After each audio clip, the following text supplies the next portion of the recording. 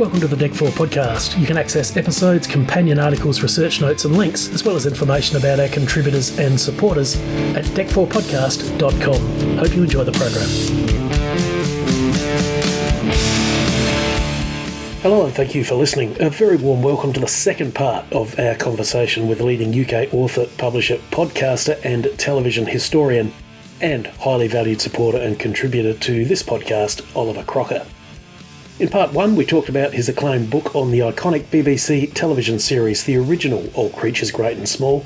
This time, we're talking about Oliver's ongoing success story, The Bill Podcast, as well as actor Larry Dann's autobiography, Oh What a Lovely Memoir, edited by Oliver and published by Devonfire Books. Born in 1941, Larry Dann worked as a child actor in movies, which included a brush with Spencer Tracy, Deborah Carr and George Cukor. He was part of Joan Littlewood's theatre workshop, worked with David Niven, and appeared in several Carry On movies, but became a household name on television as Sergeant Alec Peters in one of the most popular and influential police shows of all, The Bill.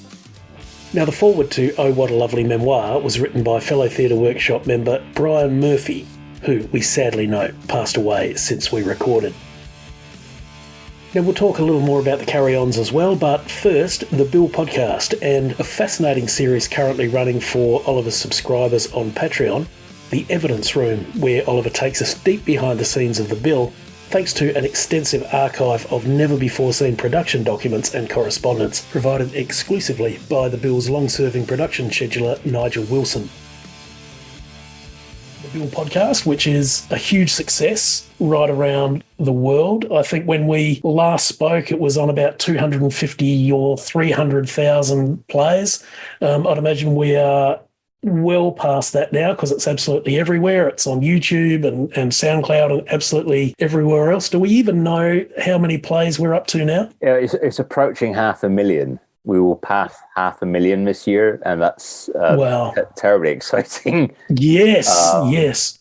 That will be a milestone. Yeah, we've passed 450,000. Wow. So yeah, we're on. We will pass 500,000 this year, which is extraordinary. And Listen Notes has it as in the top 1.5% of podcasts globally. So it is one of the top podcasts in the world. I mean, once again, you're talking about the importance of an oral history. I mean, this is an oral history of The Bill. Once again, from almost all of the key people, both in front of and behind the camera. There's obviously still some to be spoken to in the future, but aside from all this wonderful free content, you have your subscription service on Patreon, which is funded a combination of personal subscriptions and some corporate sponsorship. And you've got a great series. Your good self. Oh, well, yes. Well, we're very happy to be part of it. But you've got a wonderful series at the moment called The Evidence Room. Can you tell us a little bit about that? And perhaps also in the context of who is Nigel Wilson, or who are Nigel Wilson and Marilyn Edwards? Yeah. So in terms of The Bill, in terms of key behind the scenes personnel, Nigel Wilson is just so important to The Bill. Nigel and Marilyn both started off as stage managers, but they were stage managers on The Bill from the beginning. And when The Bill went from those 3 original hour-long series into the twice a week, and especially when it was going into having 3 units filming simultaneously to keep up with that demand, Nigel was made the production scheduler on The Bill. And so he was responsible for making each regular cast member, of which there were 22 at the time, he was responsible for making sure they were available for the different units filming episodes in tandem. When could they go on holiday, things like that. So a really important person. But Nigel also attended every single script conference, of which there was 1 a week. He would see draft submissions of every storyline so that he would know, okay, if people are writing a lot for Andy Paula's Quinnen at the minute, then I need to be aware of that because, he's planning on going on holiday soon, So he had an overview of absolutely everything and also would receive daily shooting reports from the set which confirmed if someone had had an injury, if someone was late coming from another unit, if someone was off ill. All of this material from a 5-year period, Nigel kept and very generously and kindly donated to me, because he has supported both my witness statements books and all 3 and counting of Edward Kellett's Reaching a Verdict series. Nigel has just been tremendous support. And Marilyn, Marilyn, once the bill moved to Merton, she went back into stage managing comedy shows for Thames, and was actually responsible for getting a lot of the actors like Barbara Thorne and John Isle. She would recommend them because she knew how talented they were, and kind of break down some stereotypes there of, well, these guys can also do comedy. They don't, So yeah, they're great champions of the bill. And it was a long time before I could persuade Nigel to actually be on the podcast. He was so humble, he didn't think anyone would be interested. And I think, as you commented, and some of the other patrons have commented, it's one of the best podcasts I've done, because he was just so crucial to the program's success and the output. It would have been impossible to have had the amount of episodes we did. And he was there from 1984 to 2002, hugely integral. And so, Nigel donated me his archive. So 60 box files turned up at my house via a courier, covering each month from the summer of 97 through to the spring of 2002. And within each folder is every week, in a subfolder of each week, containing collection of paperwork that he kept, including, my personal favorite are his handwritten notes from each script and storylines meeting, where he's actually written down what was said, what the opinions were on a character, a storyline, a script, any other business. This is just an amazing document of like being in the room on every Wednesday or Thursday whenever they had the meeting. But then he's also, he's got some of those daily shooting reports where if an actor got injured, then he'd have to be told because they might not be in the next day. So we know when some of the episodes were shot, which scenes were shot, and on which day and when. He's kept internal memos from cast and crew, either to each other or big news about Pearson taking over the bill and their growth. Channel 5's Family Affairs show coming in to be sharing. So right now, the evidence from 2000 is showing how the Merton set is being expanded to incorporate Family Affairs as well as the bill, and they're all sharing the same canteen. So that's why the snooker room goes in the bill. It's to make space for the Family Affairs cast. So finally we know what happened to the snooker room and why it went, because they needed to have the Family Affairs cast in there. So it's a real treasure trove, and I feel very lucky. So in the Evidence Room series, each episode I go through one subfolder, so a week in the making of the bill. I go through these in time with the viewer. So I look at them for the first time and I share what I find. And his interviews with the cast from press articles at the time, which Nigel's collated, there's reviews of the bill, there's ratings, there's press articles about television generally at the time, there's the production documents.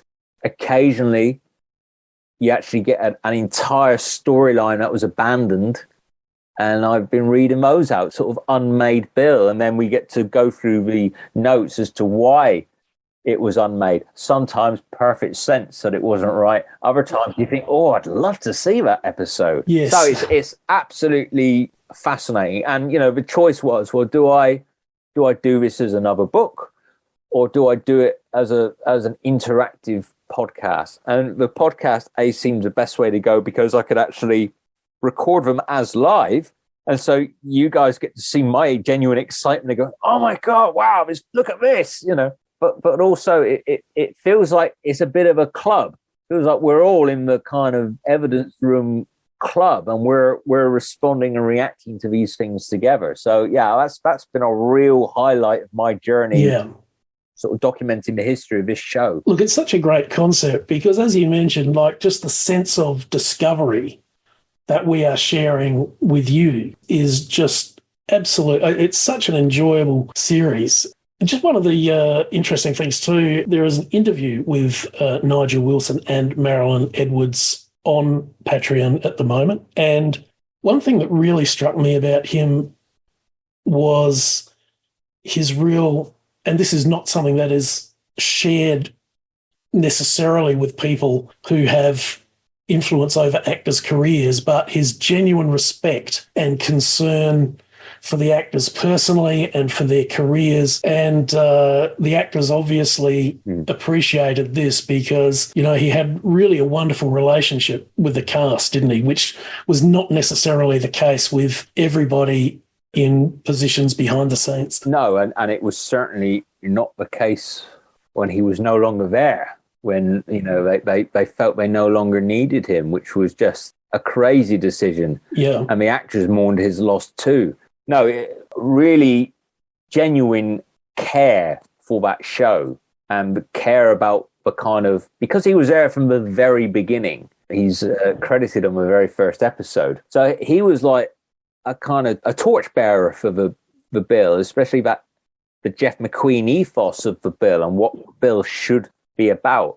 And it's really interesting as the evidence room continues and you see these different directions the bill is beginning to go to by necessity to survive, and you can see Nigel's occasional frustration about the way that the show is either being run or being made to, you know, the storylines are being introduced, the kind of sensationalism, which we associate with the Paul Marquis era, but there's plenty of it in the Richard Hanford era, which is arguably a very, very popular era of the bill.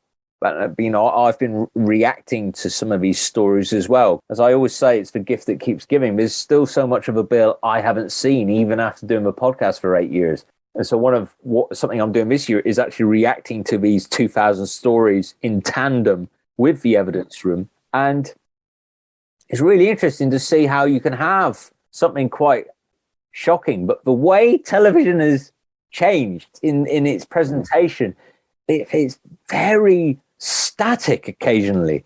You know, you have this really tremendous action scene and it's just still and quite flat. You know, TV has really changed in the way it's made. It's continually fascinating doing this and looking at all the elements of the bill. But yeah, Nigel is like a proper Sunhill legend. And he was someone whose name I'd heard so many times in the 2 years before I did the witness statements books. He's a great guy. We've had so many laughs together. And when I first went down to interview Nigel and Marilyn, Nigel had a bill annual on the table. While Marilyn was talking, he was very dramatically turning each page. And so I was thinking maybe I could use this as a podcast, but he was like, with this flourish, you know. And then he'd just be going, oh, Philip Whitchurch, oh, I wish we'd had him for longer. What a fantastic actor, you know. It's just this kind of like, so it was a completely unusable podcast because Marilyn would be talking about gold dust about the coop, and then Nigel would, oh bloody hell, what happened to him, you know? And just this page being flipped, and I didn't feel like I could, because I was kind of trying to do a double whammy, you know. I was there to talk to them about the book, but I was so delighted when he agreed to do the podcast proper. That is a fascinating interview and it's enlightening. And as you say, it talks about the transitions that not only the bill was going through, but the television industry generally. And one thing that really struck me about his attitude, and it brought me in mind of the interview that Natalie Rolls did with Paul Marquis. And correct me if I'm misremembering this, but I remember Paul Marquis saying, well, talking about, you know, wholesale cast changes, something along the lines of, well, you know, if you want a dependable, safe job, don't be an actor. And that line kind of stuck in my mind a little bit. And it's interesting to contrast that attitude with someone like Nigel Wilson. Yes, yeah. Two complete opposites in their approach to television. It's interesting, isn't it? Because I'm someone who I like familiarity. I like continuity with characters. You obviously need new characters to come in, And I think as a whole, well, I don't know, I'm going to revise that. I'd say the decisions to lose characters in the bill when it hasn't been the actor's choice, probably at a 50-50 success ratio. Some of those changes shouldn't have been made, and there was more that it could have done with those actors and characters. Other times, a character clearly didn't work, or an actor was just really unhappy there. I feel like, as a whole, they got it right. I mean, my dear friend Ian Cullen got cast in Family Affairs, and as far as he was concerned, he was there to stay, you know, and then a new producer came in after 2 years and wiped out the entire family at the heart of Family, they were the Heart family.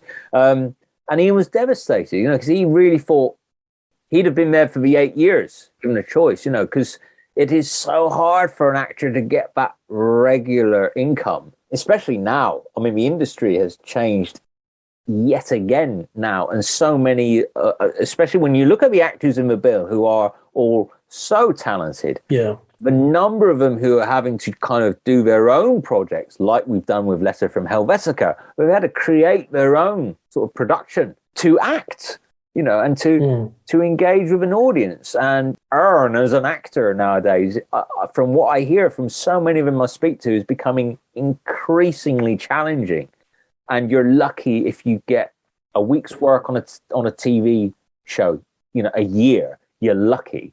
And so when you're in a series like The Bill, someone like Larry Dann did 8 years on The Bill, more than he expected to do. And Larry was very shrewd with his money, very careful, so that when he decided to leave, he could survive. He got a property at the right time and had a lucky break with property, but also Alec was very good to him, and you know, he was careful with it. He didn't just, you know, squander it. Some of the cast got that advice to get a deposit, others didn't. And then when you get the tax bill after you've left, because you had a good year, and then you get this huge tax bill, you've got to pay that, and you're not working. Dreadful, dreadfully hard. And so, yeah, Paul Marquis is like, that's not my problem. I need bums on seats. I've got to get rid of these guys. I'm going to bring in these guys who are in other popular shows. I'm going to change the face of it. Yeah. And I don't think he could do that job without being ruthless. But that was really interesting to get him on and say that, look, I mean, Natalie asked all the big questions there. She did such a great job of that interview. You know, he didn't like how he was presented in the press. Now, maybe there's an element of the press doing their spin. Also, he's matured 25, 30 years later from the man he was then. And so I don't think you can, personally, I don't think we should hold people accountable to quote, I mean, I've said some stupid things in my life, you know, and so you've got to hopefully have a chance to reflect and learn and adapt and evolve in life, and, you know, and think, oh God, you know, I used to do the Dad's Army podcast, and I listen to them now, and like think, oh, you know, some of them I was having a glass of wine, and I would just never dream of doing a podcast now with a glass of wine. I mean, I don't drink wine anymore. Oh, I love them. Yeah. I got them. I have them on my iPod every Christmas. I love the old Dad's Army podcast. They're brilliant. Oh, yeah, they were good fun. I listen to all the Christmas episodes, and yeah, brilliant. All right, look. How do people sign up to Patreon for the Bill podcast? I mean, you know, there are lots of different plans that you can be on. Can you maybe just talk us through a couple of the way that people can become part of that? Because it really is a great community, and I think something that is increasingly important now, particularly the way social media is going with, you know, changes and events worldwide. I think actually finding a safe space for a community is increasingly important, and the Bill podcast is certainly that. So can you maybe talk us through briefly just how people can join? Well, thank you for saying that too, because I love the community on there, and every time anyone writes a comment, just for that moment, they're escapism. They're enjoying themselves and sharing their thoughts with like-minded people. Yeah, I mean, there's so much more content on there than I set out. I'm proud of the fact that I have, because I've supported other people on Patreon who have not delivered the content that they've said they would deliver, and they've charged you for not making what they said they'd do. I have released content every other day on Patreon now, consistently for 5 years, uninterrupted. Oh, that's incredible. Incredible discipline to the schedule. Yeah, I mean, I take it so seriously, and that's why I've brought in Patrick Stratford, Rob Cook, Edward Kellett, and Natalie Rolls, all of whom get a percentage of the Patreon when they do interviews for me, because I've also had other writing commitments over the last year. And I didn't, rather than reduce what I put out, you have to expand the team. And it's patreon.com/The Bill Podcast. And you can join from $2.99. There's 6 tiers. There's rookie all the way up to DAC. And that's just our very special sponsors. But each tier, you unlock more content. So from a rookie, you can join, and for $2.99, you'll immediately unlock over 100 reaction videos of me watching and reviewing episodes of The Bill. There are reunion highlights from during COVID with, a lovely array of different Bill actors all getting together. Now you get a sample Evidence Room 1999 each month as a rookie, or as a constable, you can unlock like 15 immediately. And the higher up the tier, you unlock more Evidence Room. There's 56 episodes of the Evidence Room 1999. And so there's 4 or 5 of them a month for the Evidence Room 2000 that's been released. There's over 120 cast and crew commentaries. We've got so many of those already recorded and scheduled for release this year, from writers, directors, camera crew, like some of the iconic cameramen of The Bill talking about those amazing long takes, the likes of Chaz Watts and Peter Shaw, Jamie Acton Bond, to get these are the names we all know from the credits we've seen on hundreds of episodes. And finally, to get these guys on the channel, talk about their career. And I know it's not for everyone, and not everyone is able to afford to join a paid thing. But the fact is, if I didn't have the Patreon and didn't have the support from Patreon, I wouldn't have been able to keep going with the podcast, because I decided to quit my day job 6 years ago and try to do this as a full-time TV historian and write books and make a podcast. And so I'm only here because of the likes of you who've been supportive and encouraging, and obviously you more than most as my longest serving sponsor. And I'm so grateful.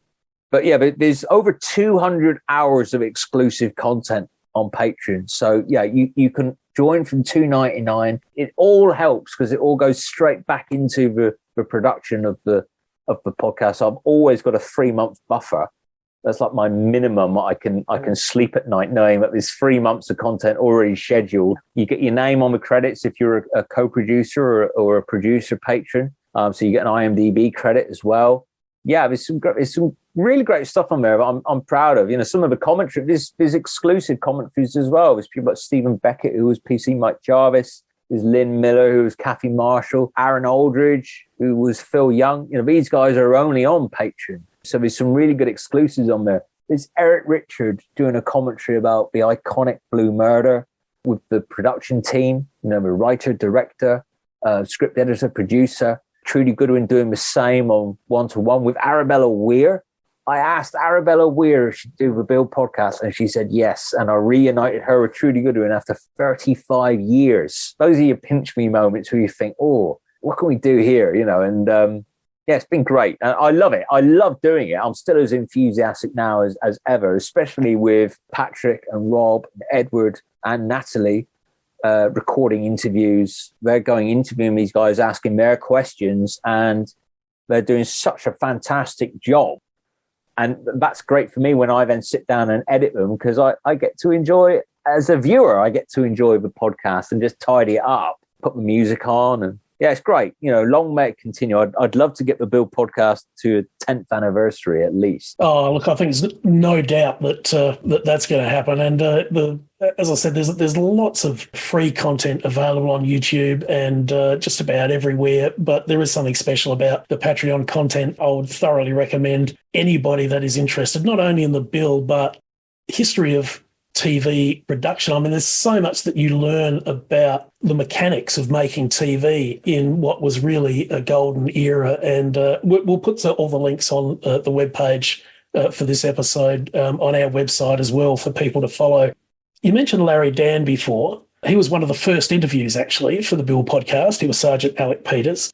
Devonfire Books published his memoir, Oh, What a Lovely Memoir, and you edited that, and it sold out, hasn't it? The first print run sold out. Yeah, it's interesting. Larry is now signed up with a speaker agency, so he's going to be doing, as we record this, in like 2 months, his first speaking gig, talking about his life, and so he's got copies of the book to take to that.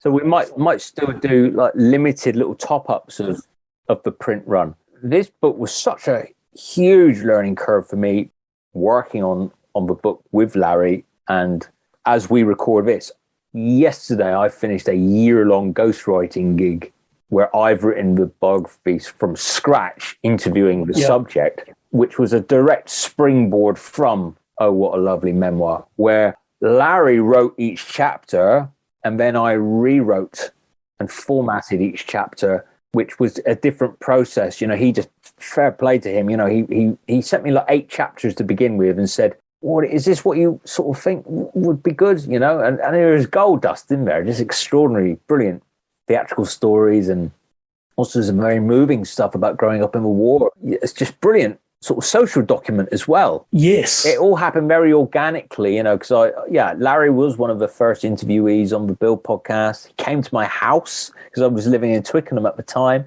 and Larry lives, a couple of stops down near Hampton. You know, it's like, open the door and there's Larry Dann, and we had tea and biscuits, and then I took him for a meal afterwards, and great fun. And then, he obviously supported the both witness statements books. And we met up for a pint and a pork pie in a pub, and we were sat along the river. It's a beautiful day, just hanging out with Larry Dann. And we just kind of chatted about it. So, well, why don't we give it a go? And he went away and started writing some chapters. And then I did all the formatting and the design, and edited them. And the 2 chapters I had the most input because he didn't know how to end the book. So those 2 were basically me extracting different things and also reminding him of work he has done that he'd forgotten he'd done, and coming up with a narrative. Really, I wanted it to be positive because he's a phenomenal actor. Like, he's a really solid, brilliant actor. I've been lucky to see him on stage, and he was just absolutely, it's a really tender performance he gave. It was the best thing in the show I saw him do. And yet, after the Bill, there wasn't enough work. There was some near misses. You know, there were some things that went and then could have gone on longer. But, you know, we did our best to put a positive spin on it. And the fact that, you know, by that point, because you've been a child actor, I was like, Larry, by the time you finished the Bill, you'd already been acting for 50 years. He was like, oh, yeah. So what more do you have to do? You know, you've already had a 50-year career. So, then I think you could afford to be a bit choosy and be a bit selective. And he was like, that's a good way to put it. Yeah, that's good. I like that, you know. It's a wonderful book. The presentation is just wonderful, and it's just so entertaining and so interesting. And, of course, in the days that Larry Dann was in the Bill, you know, we didn't have the benefit of IMDb, or, you know, you can just Google someone and learn about them. And it's almost as if these mature actors had just basically appeared from nowhere. But, of course, you know, we learned that he worked with Spencer Tracy and Deborah Carr and George Cukor. He had these great opportunities, as you said, as a child actor. He was in the Carry On films. He essentially bookended the entire Carry On series. He was in Carry On Teacher, and then the last 2 or 3, he worked with David Niven, had a wonderful story about just what an absolute charming, generous man David Niven was. And, you know, Larry Dann was able to bring his mother to meet David Niven, and that's just a wonderful, wonderful story. I mean, the Bill stuff is fascinating, of course, but his whole life and his whole career is just, I mean, it's such a great read. Oh, I'm delighted that you enjoy it. I mean, I loved working on it with Larry, and we had a lovely working relationship on it. You know, we it was a real team effort, and, you know, going down and staying in his house and working on it together in person. And he's a great man, Larry. Really, really lovely company. And it's I think it's a warm book because he's a warm guy. Yes, it is. It very much so. I learned so much doing it, and it gave me the taste to want to do more ghostwriting. Yeah. Especially those last couple of chapters, to really take just little bits and create a narrative, and almost to be given permission to do that. That was the key, is that, why don't we do this, Matt? And I'd found his voice by then. And looking up, I'm obviously great on the research. So I was finding that plays he'd forgotten he'd done, or like, he'd say, "Oh, I really like to act. I wish I'd worked with him." I'm like, "Well, you did." He's like, "Did I? Oh, right. Okay. Oh, good." So no, it was great fun. And hopefully hopefully I'll be doing more of that kind of work. Yeah. Moving forward, there's so many people I admire in the business who've never told their story. Maybe I'll be lucky enough to tell some more of my heroes' life story. Can you just explain the significance of the title, Oh, What a Lovely Memoir? Yeah, so Larry was one of the original cast members in Joan Littlewood's famous production, Oh, What a Lovely War. And that was Larry's really big break. With Brian Murphy, by the way. Brian Murphy in the cast, who very kindly wrote our introduction for the book. We had a different title, and it wasn't really doing anything for me. I was like, oh, okay. And I was just driving one day, and I just started laughing out loud, because I just thought, oh, what a lovely memoir. It just tickled my funny bone for me. I thought, that's. I didn't know whether Larry would like it, but he loved it, and it kind of says what it is. There's some autobiographies out there with such a very specific title where unless you read the book, you don't know what it's about. And we really didn't want to have it anything to do with the bill, because there's so much more to Larry than the bill. And also the bill is a long time ago. And I thought, wouldn't it be great to try to tap into some of those other audiences? He's done several carry-on conventions where the book's been a hit. We launched it at a carry-on event in London, and it sold out. So that was great. And so he's done, he's been doing a few carry-on events, and we always make sure he's got some books to take with him. But it's also quite an expensive book to get printed, because it's got yes. Beautiful color photo sections. And so it's one of those ones where I don't want to go down the print on demand personally. I don't want to go down the print on demand route because the margins are so small. And I just think, well, if we can, every other book, I have constantly in stock, but that one we're just a little bit careful. He's really happy with the fact that he got his story, and it's in print, and it got some nice reviews. This is a book that will live forever, because it's a book that will go on your bookshelf. And, like all memories, Oh, What a Lovely Memoir really strikes me as one of those books that just has this kind of eternal life where, oh, wow. No matter how many times you can just pull off the shelf, and you can turn to sort of, him getting on nicely with Kenneth Williams and working in Carry On Behind and things like that, and just some lovely little anecdotes. So, it is going to have, I think it's going to have a very, very long life. Oh, well, bless you, George. Thank you. We are looking at maybe doing an ebook. It's always been something I've resisted to date, but we are talking about it. So, we'll see. One of the witness statements books I had ready to go, like literally ready to. And then, really odd witness statement. The first witness statement just keeps on having second life after second life after second life. As we record this, it's had its best month in a year and a half. Wow. Yep. It just took off again. Oh, and wonderful. I'm like, okay, so I've got to order, because sometimes you think I'm going to whittle that stock down, and then I'll hit go on the ebook, and but then if the paperbacks are still selling, then I'll just think, okay, well, I can afford to keep them in stock if the interest is there. Your witness statements books are, I guess, similar in theme to All Memories, Great and Small. It's an account of making the bill, and the voices are the people that made it from in front of the camera and behind, and they're available from Devonfire Books and Amazon and all the usual places. We just mentioned, now the Carry On films still have a very big following.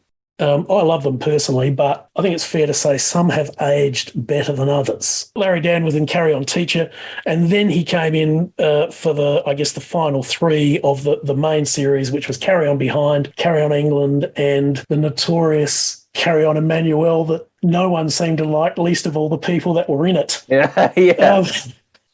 He has some really lovely stories about Kenneth Williams and working with Kenneth Connor, and that part of the book is really, really fascinating. And Carry On Behind, that he had a decent role in, was perhaps maybe the last that retained the spirit of the series before it kind of went, I guess, trying to capitalise on the Confession series and just getting a little bit overboard. How do you see the Carry On films in the context of the time and now? Well, it's funny. I think it's the movie before Carry On Behind is Carry On Dick. Yes. And that is my wife's favourite of the lot. And we watched that again quite recently. I mean, she was crying with that. That's Sid James's Dick Turpin, of course. Yeah, that's right. Yeah. And with that one, the production values, I think, are really quite good. You know, the sets look good. Now, yeah, it's hard to say, really. Some of the gags are still very, very funny. They are of their time. I mean, apparently they're doing another one. I think, you know, some things just really leave them alone. I agree. Someone is going to make money doing it, and fine if that one, you know. Yeah. But I don't know. How can you replace those? I mean, saying that, when they did the Dad's Army film in 2016, Oliver Parker directed it, I felt like that had enough of kind of right blend of respect. Yes, yeah, I agree. What had gone before. Some of the castings I thought were a misfire, even though they were played by great actors. But I felt that fair enough. Why not have another go at Dad's Army? Carry on.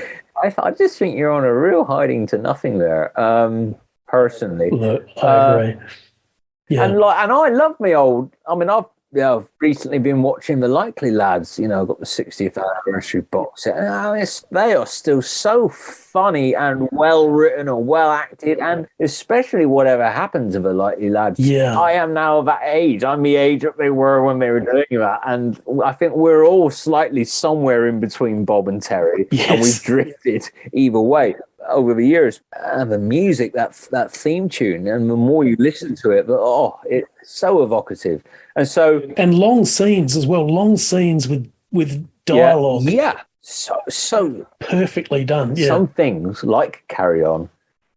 How can you replace Kenneth Williams or Charles Hawtrey? Yeah, exactly. Joan Sims. I know. They are just. I know. Wonderful. You know, and I love Sykes. I love Eric Sykes, Hattie Jakes. They are so funny. Again, how can you even contemplate recasting people like that? You know, I know Eric Sykes wasn't one of a Carry On gang, but Sid James, but all of them, it's just they are so unique. I don't know how many Carry On movies there are. Were there 30 or something like that? Or 30 something, I think. Actually, I've got it here in my notes. 31. 31. If only a handful of them are weak, shall we say? That's still a bloody good strike ratio, isn't it, for a 20-year period? 20-year period, yeah. Yeah. So 31 movies in 20 years, and if you've only got a handful which are, and we don't even, is Columbus even on that? Does Columbus count? No, I think that doesn't. I'm not sure that counts. And we love Rick Mayall, but, you know, even he couldn't say that. I remember Shane Ritchie was talking about bringing Carry On back a few years ago and reviving, and he's like, please don't, Shane, just leave it alone.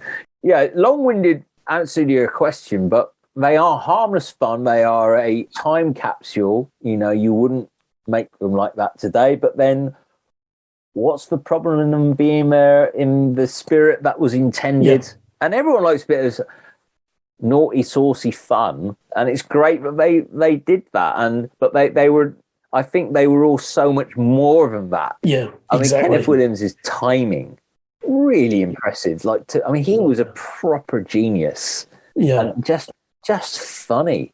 We all need a laugh nowadays, don't we? And so I'm certainly not of the school that think they should be like censored or cut. You know, leave them as they are and enjoy them for what they are. You're on a hide into nothing. I think the one that I've always loved is Carry On at Your Convenience, where they all work at the toilet factory and go on a big works outing to the seaside. And it's one where they just all look like they're having so much fun making it. And, there's some great scenes in the factory, Joan Sims, and it's just fun. And that's the shame, isn't it? It's a shame that those guys didn't live long enough to be able to have that kind of second career.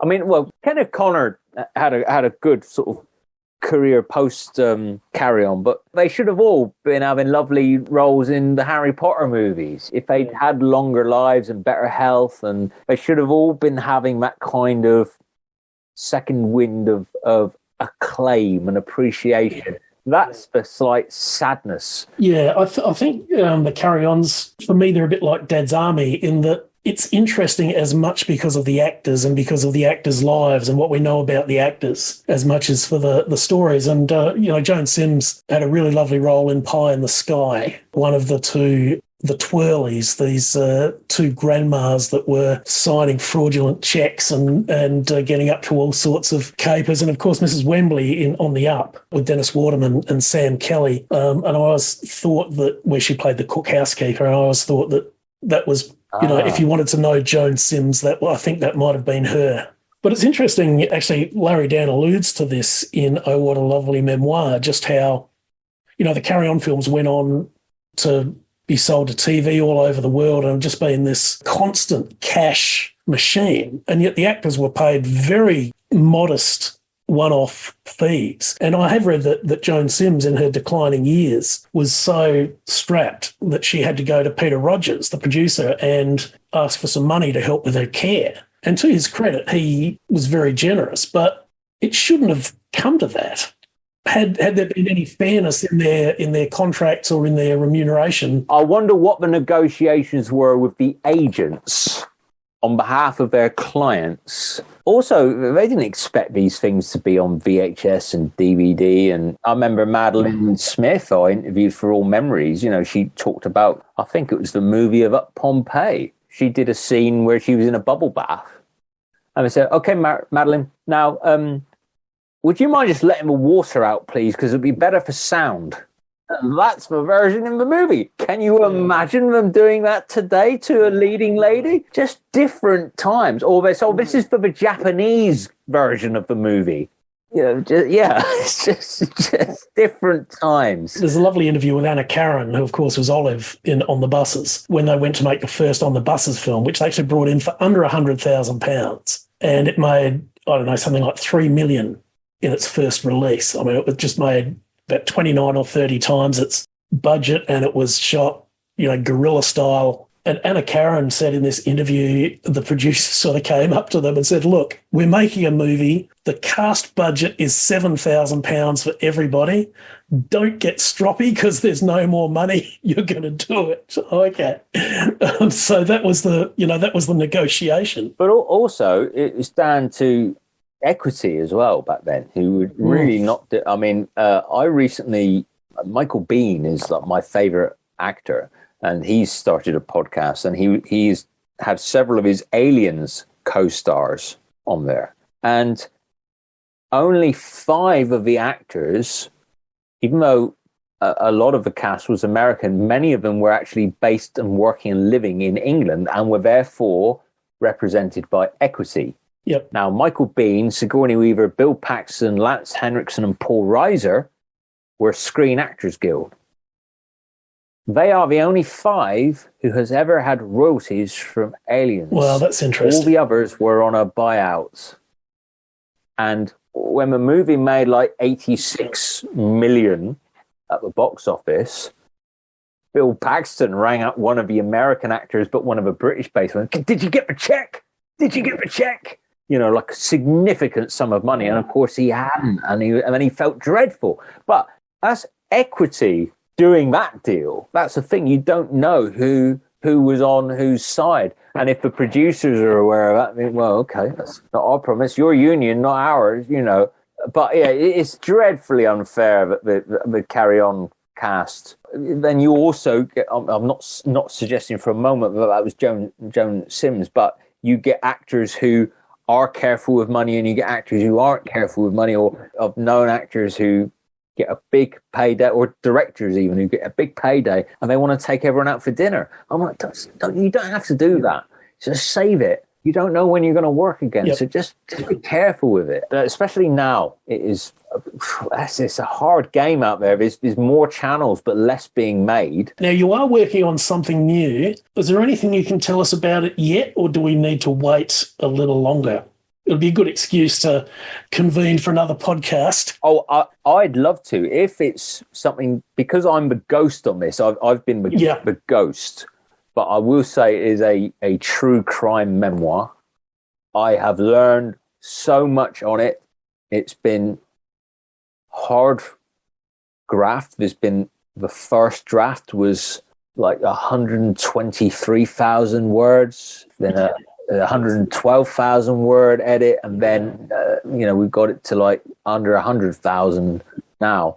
So it's a proper epic book. Incredible life story, and I've absolutely loved working on it. But yeah, as I record this, I finished the third and final edit of the book yesterday, and it has been a real journey, and I've learned so much, and I hope it's the start of new kind of work for me. But I also know that it deserves a bigger release than Devonfire Books can offer. That option is always there, but we want to see where we can take it. So hopefully the next time I'm on the DEC4 podcast, I'll be able to talk about something really exciting and incredible. But then again, everything so far has been really exciting and incredible. If you'd have told me this 10 years ago when I started All Memories Great and Small, that I'd have been, I've worked on 8 books now, 3 of them written by Edward Kellett. But yeah, that's more than I'd have bitten your arm off if I'd known that 10 years ago. So yeah, it's really exciting. And I think I've recorded over 350 podcasts now, the Bill podcast. I think that's right. And there's a lot more to come. So yeah, it's all great. If we're lucky enough to do what we love doing, it'll never make us rich, but it will make us, makes us creatively fulfilled. And if we can keep the lights on, which you've been so generous and supportive in helping me do, yeah, I'm hugely grateful. So yeah, let's see what happens next. But it'll be good fun, whatever it is. And I really do hope you enjoyed this conversation with Oliver as much as I did. Now, a couple of footnotes. The proposed new Carry On film that Oliver mentioned, according to the British Comedy Guide, Carry On Beside the Sea, and this was from an article in mid-2024, apparently about a seaside beauty pageant. The Comedy Guide says it will essentially be a remake of Carry On Girls from 1973. And there is a brief article on that we've linked to on the webpage. I guess it remains to be seen if it ever sees light of day. They are apparently also planning a stage production as well. Now, if you enjoyed this conversation, you might also like our other episodes featuring Oliver, including tributes to Dad's Army legends Frank Williams and Ian Lavender, or our interview with the Bill legend Andrew McIntosh. Find these episodes and more wherever you get your podcasts, or you can navigate from the curated playlist page of our website. And don't forget, there's a huge archive of interviews with luminaries of the Bill, including some of its biggest stars, available for free at the Bill Podcast on SoundCloud, YouTube, and all the usual podcast platforms. Now, I did mention an interview with Anna Karen from On the Buses relating to the On the Buses movie. This is part of the Rabbit and Snail Films collection on YouTube and part of their On the Buses at the Movies documentary. There is lots of great content there with some archive interviews with many of our old favourites from On the Buses. Very, very special thanks to Oliver Crocker, and thank you for listening. You can get in touch with us at dec4podcast.com or leave a comment or question on SoundCloud, YouTube, Spotify, or our social media. Follow Gary Wells at soulrideblog.com, your home for vintage leisure, and Oliver Crocker at devonfirebooks.com and at the Bill Podcast on Patreon or your preferred platform. Check out some great travel videos and tips from Steve Collins on his YouTube channel, Steve Collins Traveller, formerly Please Tell Me Where to Go. Our original instrumental theme and mellow sounds are thanks to Detlef Wolf and hardworking Gainesville, Europe's top Tom Petty tribute band out of Germany. Find them at gainesville-band.com. We take some external guidance on the fair use of potentially copyrighted material for commentary and critique. Details at our website. The DEC4 podcast is available under Creative Commons. This has been George Fairbrother. Thank you for listening.